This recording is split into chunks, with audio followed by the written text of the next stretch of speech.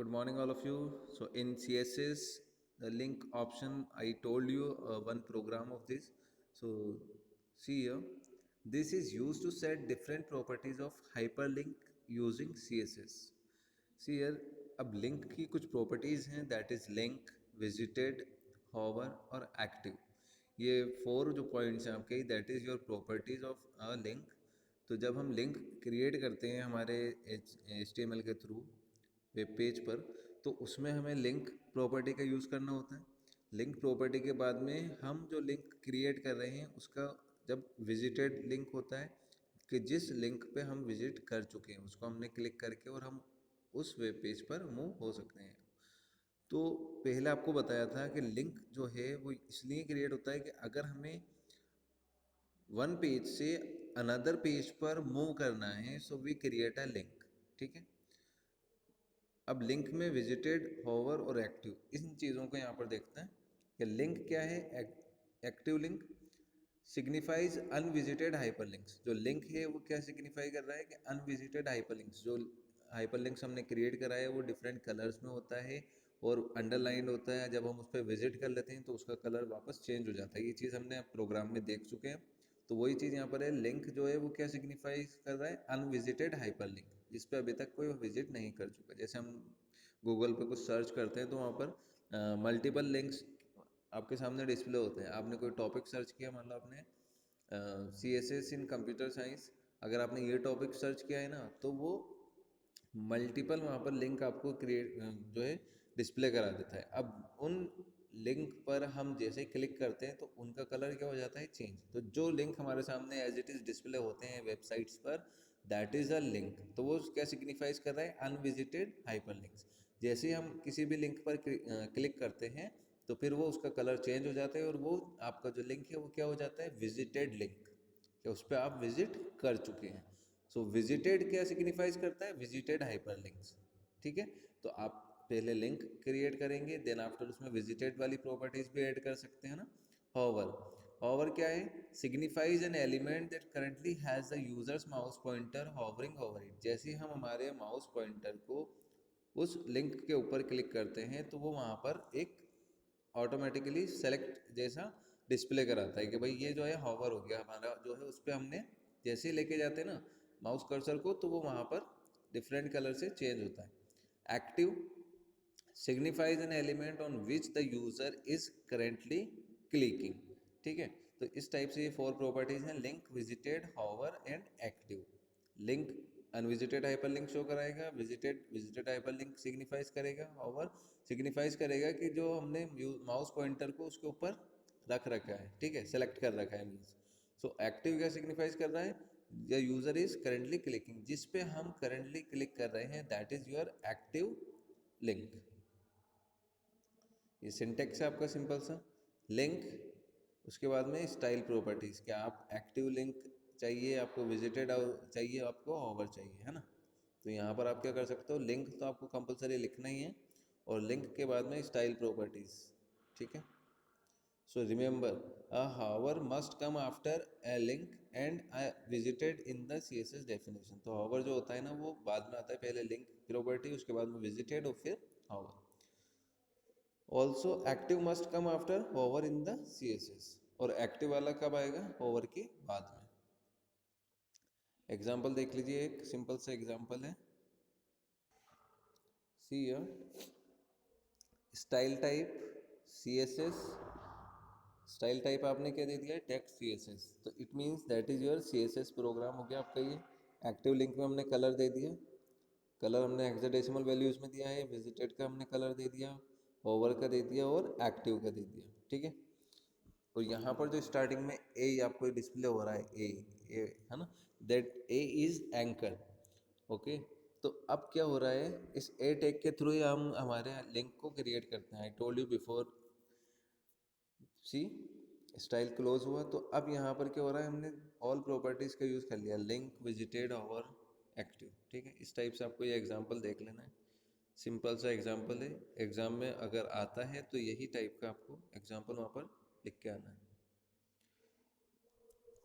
HTML head style type हमने text CSS ले लिया. See text CSS, active link, hyperlink जो है आपका वो क्रिएट करा, उसका कलर ये दिया, स्टाइल हमने क्लोज कर दिया, ठीक है, हेड क्लोज कर दिया। अब बॉडी जब स्टार्ट हुई तो H R E F hyperlink reference जो हम यहाँ पर क्रिएट कर रहे हैं उसमें हम लिंक दे रहे हैं, और ए जो है आपका टैग है दैट इज एंकर टैग, इसके थ्रू ही लिंक क्रिएट होता है, तो इसको हमने क्लोज कर दिया, बॉडी क्लोज की, HTML क्लोज किया। तो अब हमारा जो लिंक है उसका कलर इस प्रॉपर्टी के अकॉर्डिंग हो जाएगा जो हमने यहाँ पर हेक्साडेसिमल वैल्यूज दी है, चाहे रेड हो ब्लैक हो।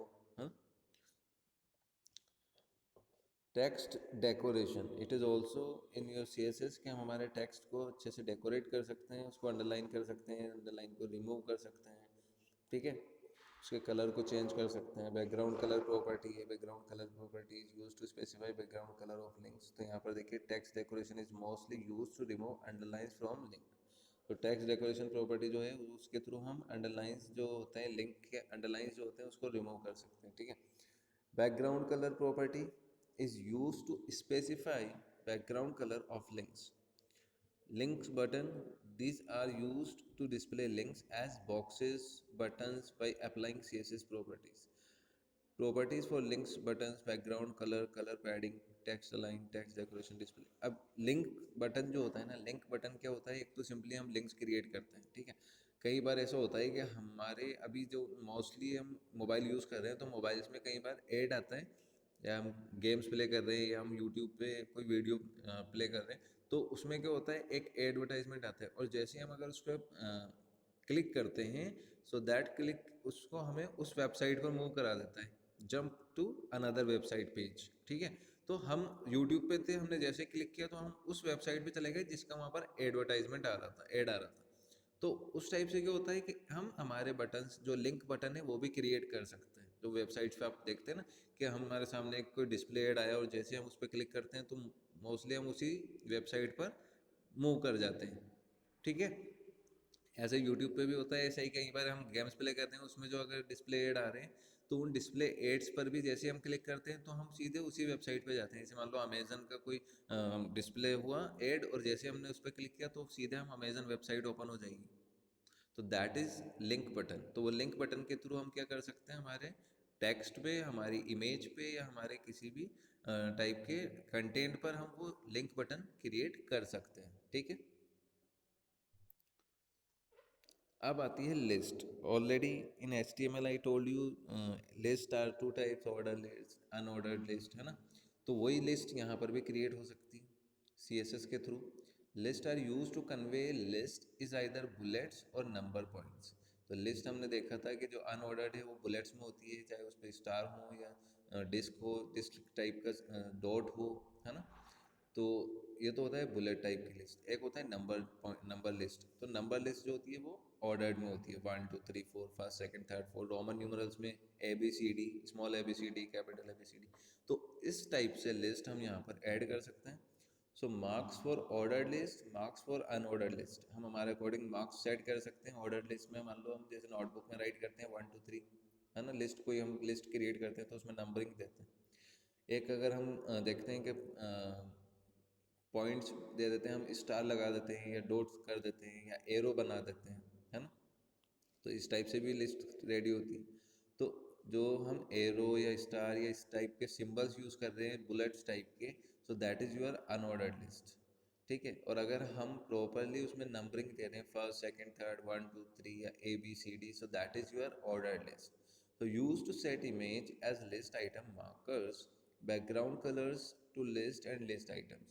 तो ये प्रॉपर्टीज हैं लिस्ट में कि हम पहले तो ऑर्डर लिस्ट मार्क कर सकते हैं, अनऑर्डर लिस्ट मार्क करेंगे, और उसके बाद में use to set image as list item markers, कोई इमेज भी हम वहाँ पर सेट कर सकते हैं। So background colours to list and list items, ये सारी चीज़ें हम यहाँ पर देखते हैं। अब लिस्ट स्टाइल इमेज में क्या है, इसकी प्रॉपर्टी क्या अलाउ कर दी है, use a custom image for your bullets. अब अनऑर्डर्ड टाइप की लिस्ट हम रेडी कर रहे हैं तो हमने यूएल टैग का यूज़ किया। UL is a unordered list, okay. उसके बाद में लिस्ट स्टाइल कैसे ले रहे हैं, लिस्ट स्टाइल हम इमेज टाइप का, और इमेज का जो है पूरा यहाँ पर URL आ जाएगा, ठीक है। लिस्ट स्टाइल पोजीशन, अब लिस्ट स्टाइल पोजीशन देखिए, sets whether the bullets appear inside the list item और outside the list item before the start of each item. तो आप ये सेट कर सकते हैं कि हम जो बुलेट्स या नंबर्स यूज़ कर रहे हैं तो उसकी पोजीशन क्या होगी, वो लिस्ट के पहले आएगा कि लिस्ट के बाद में आएगा। सो ये सी UL is an unordered and OL tag is an ordered list element. Have a top and bottom margin of 16 pixels and a padding left of 40 pixels। तो ये आपको याद रखना है चीज़ें कि UL और ordered list जो है उसका बॉटम मार्जिन 16 पिक्सल्स का रहता है और पैडिंग लेफ्ट जो है मार्जिन वो आपका 40 पिक्सल्स का रहता है। ये सिंपल सिंटेक्स है कि हमें इनसाइड करनी है या आउटसाइड करनी है लिस्ट स्टाइल पोजीशन। सी लिस्ट स्टाइल इमेज और लिस्ट स्टाइल पोजीशन आपको आई थिंक समझ में आ चुका है। लिस्ट स्टाइल में आपका लिस्ट स्टाइल टाइप आएगा सबसे पहले, उसके बाद में पोजीशन और फिर list style image. So it allows you to control the shape और style of bullets point also known as marker.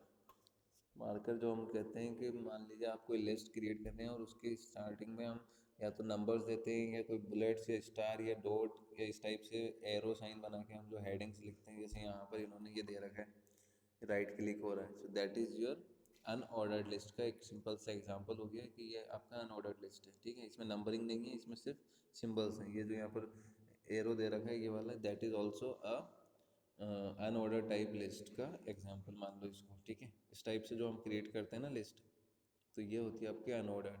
किसी में नंबर्स होते हैं तो that is ordered list. So we can also style list with colours. तो हम list को भी कलर्स दे सकते हैं। So we can apply to entire ordered list या unordered list to affect the entire list. और we can use for list tag for individual list items. So properties में क्या आ सकता है, padding, margin left, margin right और background. तो आप अगर अपने लिस्ट को स्टाइल लिस्ट को कलर देना चाहते हैं तो वो हम यहाँ पर ऐड कर सकते हैं, पैडिंग, मार्जिन। ये यहाँ पर कुछ प्रॉपर्टीज़ दी हुई हैं। So padding, margin left, margin right और background.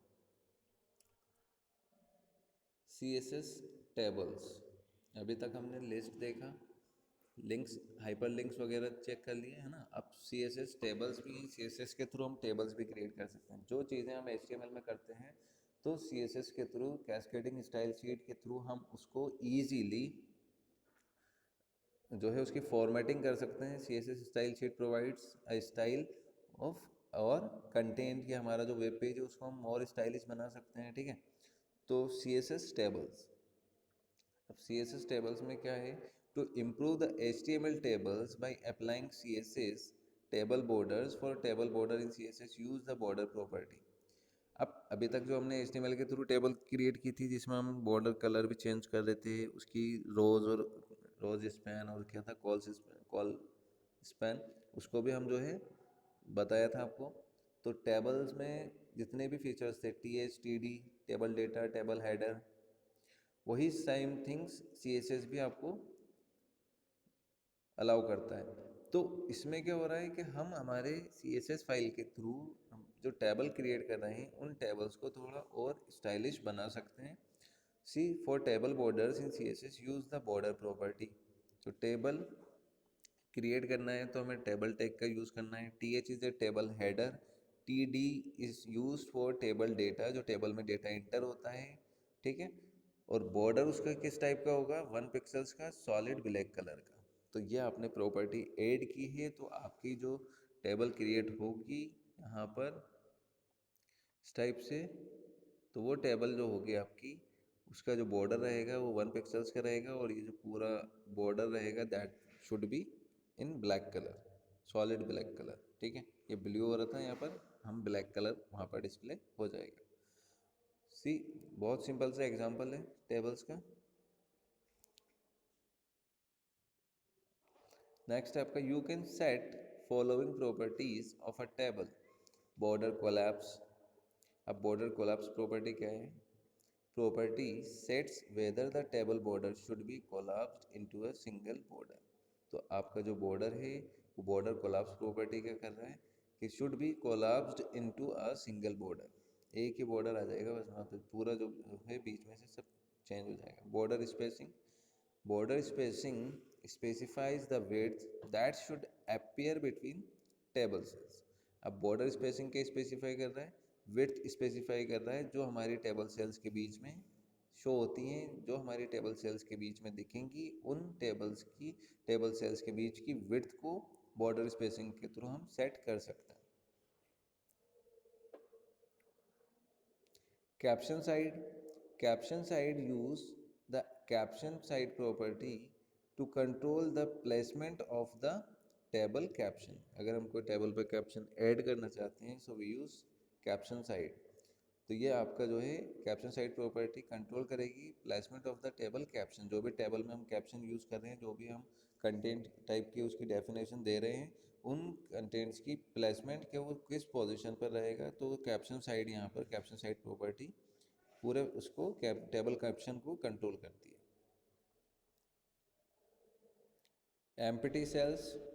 Empty cells specifies whether the border should be shown in a cell is empty cells. तो आपका जो empty cells property है, empty cells property specify border should be shown if a cell is empty cells.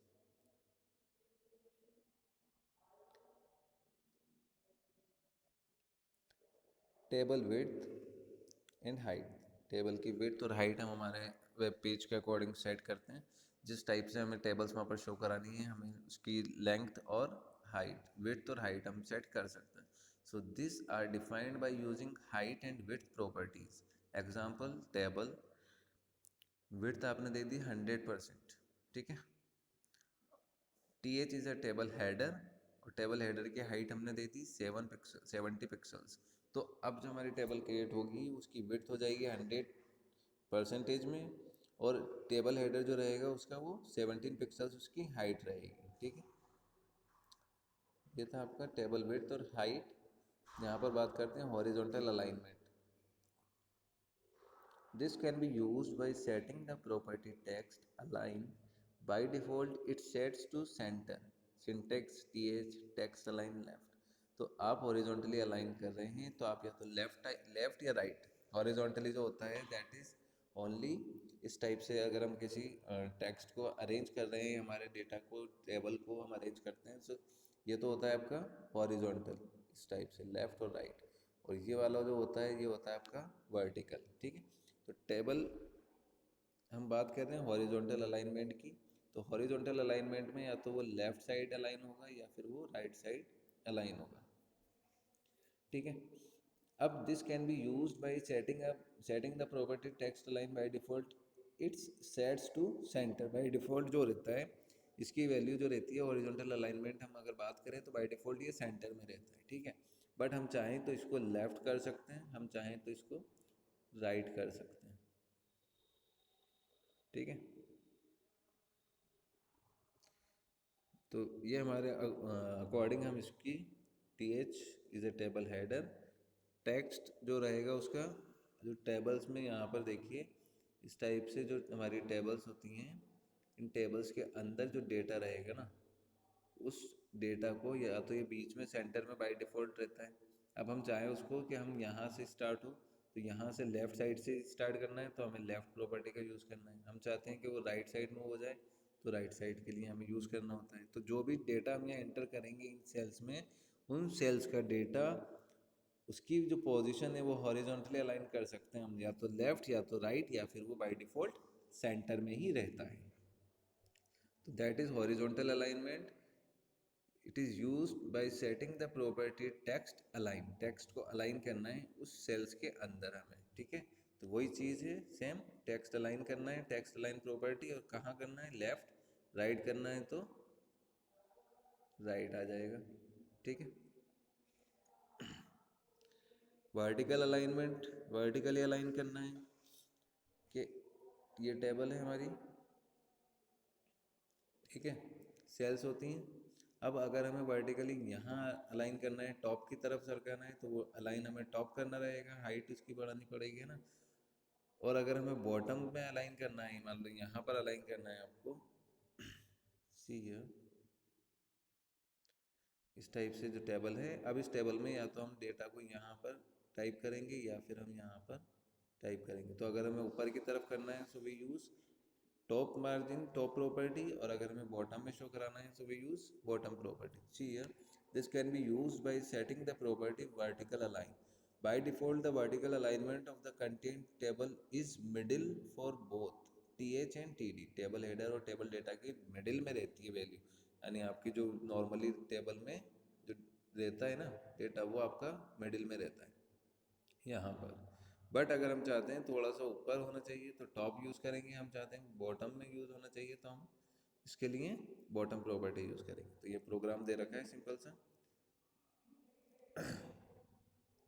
Table data TD height हमने 50 pixels की ली है, vertically align कर रहे हैं, और बॉटम क्या रहेगा हमारा, जो टेक्स्ट आपका शो होगा वो उस सेल्स के अंदर बॉटम में शो होता है। ठीक है, बहुत सिंपल है, इसको आपको अच्छे से देख लेना है। वर्टिकली अलाइनमेंट और horizontally alignment, horizontally left to right move करा रहा है, vertical alignment top to bottom move कराने के लिए यूज़ होता है। यानी आप अपनी सेल्स में जो डेटा इंटर करोगे, तो अगर आपको टेबल डेटा सेंटर में चाहिए तो हम हॉरिजॉन्टल अलाइनमेंट का यूज़ करेंगे। Horizontal alignment by default centre में रहता है डेटा उसका, ठीक है। अगर हमें लेफ्ट साइड शो कराना है तो left property, right side show कराना है तो राइट प्रॉपर्टी। अगर हमें टॉप कराना है तो वर्टिकल अलाइनमेंट का यूज़ करेंगे। वर्टिकल अलाइनमेंट के लिए आपको ये टैग लिखना पड़ेगा, तो इस वर्टिकल अलाइनमेंट के थ्रू यहाँ पर हमारा टैग डिस्प्ले होगा, और बॉटम यूज़ कर रहे हैं तो डाउन की तरफ यूज़ होगा, ठीक है। सो यहाँ तक इतना रखते हैं इसको, टॉपिक को, नेक्स्ट हम कल डिस्कस करेंगे। So thank you so much all of you, study hard.